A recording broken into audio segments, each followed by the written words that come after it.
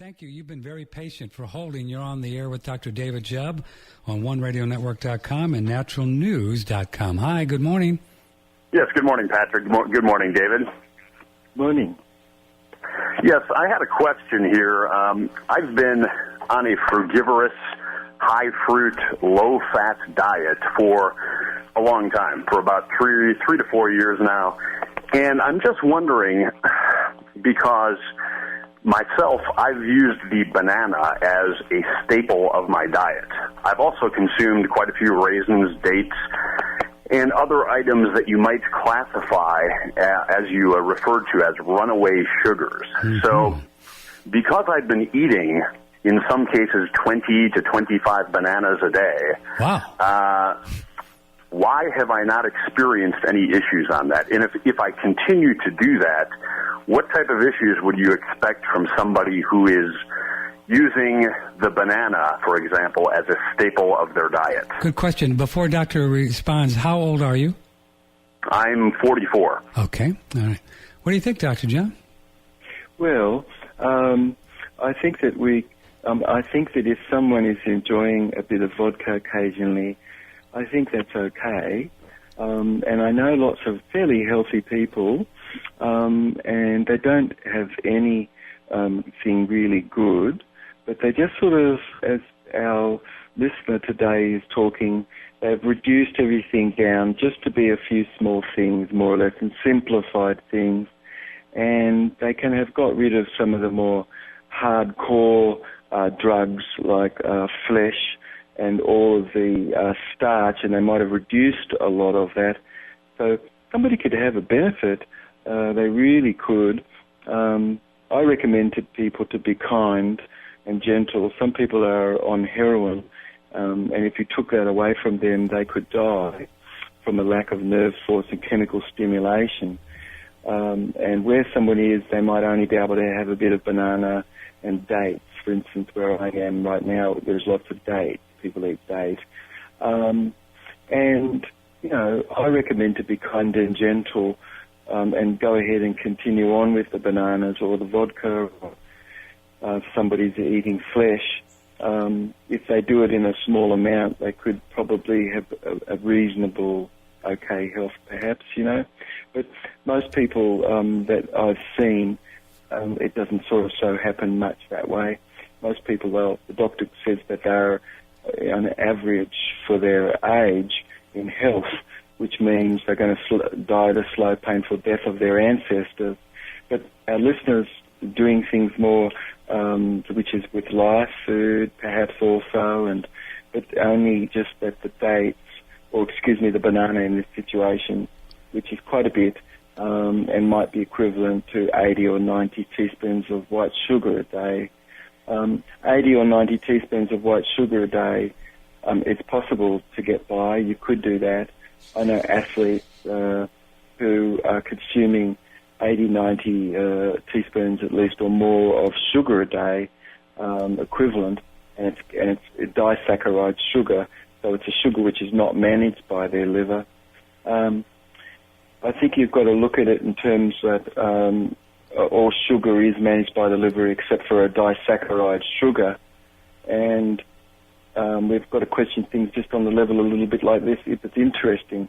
But some people really have a great joy to make a smoothie, and they don't know how to make creamy or sweet without banana, so they use banana, Dr. Jubb, in a normal, I've heard over the years, in a normal scenario, if you would take the amount of sugar circulating in the bloodstream and just as someone eating a very good diet, it's very small, isn't it? What is that number? It's 8.5 milligrams per deciliter. It's supposed to be 8.5 milligrams per deciliter or 85 milligrams per litre. And that's a fasting blood, Patrick. But when we bring in foodstuffs, especially the disaccharide sugars, it always enters into the blood, goes masquerades right through the liver. It doesn't recognize it. And then, providing our listeners have good pancreas function, their pancreas will release insulin, and it'll do everything it can to organize the blood sugar again. And when we have youth, we have a big bank account, so we won't notice eating banana. But over time, if our listeners are you there? Yeah, I think he's still on. I'm here. Yeah. So, okay. So you're speaking of the 85. If you would do a fasting blood sugar with one of those little machines, that's where you'd want to be, as Dr. Hal Huggins and others have said. That's a good number to be at. I was speaking in terms of the amount of sugar. There was several people over the years have talked about how much sugar is actually in the bloodstream in ounces or teaspoons or something. Is that a figure you know or have heard about, or is it relevant to even ask that question? Oh, yes. I mean, you could quickly work it out.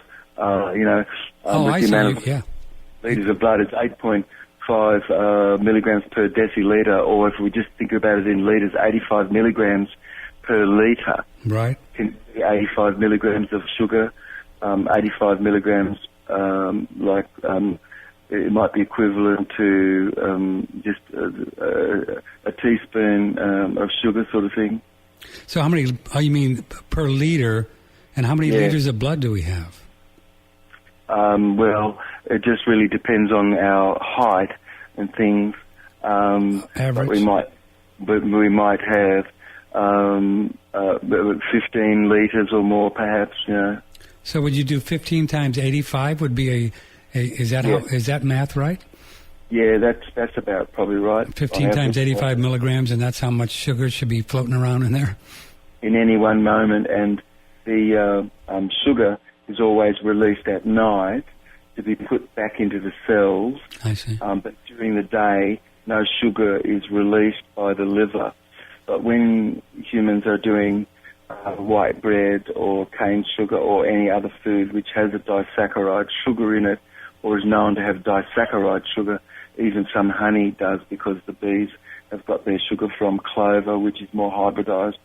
But the plants have grown a sugar molecule more for us, for its reproduction, but doesn't need it for itself at all. Well, excuse me. Yeah, Dr. Jubb, so Douglas Graham, who advocates, a caller, you probably are familiar with him, and this caller who does lots and lots of fruit. So the body just figures out how to deal with it, and that's how they can do well on it. Caller, I assume you sound like you're doing pretty well on this huge amount. I'm doing well on it. That's why it concerns me, and because myself, of course, it's only been 3 years, but you just mentioned Douglas Graham. He's been doing this for a long time, and I just in front of me right here, I'm looking at studies. Dr. Rabinowitz from Canada, over 1,000 case studies, claimed that the main factor inhibiting the metabolism of blood sugar in the presence of normal insulin was too much fat in the blood. In other words, he's saying, Dr. Graham, among others, that it's not the runaway sugars that are the issue. He's saying that you can eat as much raw fruit as you would like. The problem results in blood sugar issues if you're consuming, along with that fruit, too much fat in the diet. Would you agree with that, or do you think he's off on that? Fats, being able to digest fats, that's so very important. And of course, things can cause a person pancreas not to function, and fats need to be able to have proper bile flow, and people might not be eating any fats much, and so bile cannot flow so well, but person can start to have acid-alkaline imbalances and not be able to digest fats or starches, and which then can start to have a water retention in the abdomen. But I've observed that when anybody does any disaccharide sugar, for the most part, that does cause their blood sugar to raise. I mean, I've observed over many years people standing there with their equipment, looking at their blood, observing to see what occurs. The most common thing is that a human being and all other animals, they don't eat any disaccharide sugar. Disaccharide sugar only occurs in plants which have become hybridized, meaning that plant can't necessarily really reproduce itself properly. Such as a banana. Correct. And carrot and beet is another example. And then the other error here with foodstuffs like that is if you just bring in something like banana, which has extremely low paciferin count, when you look at natural paciferins, a paciferin is a vitamin which has an antibiotic effect. There is no paciferin much in these foodstuffs which have the disaccharide sugars.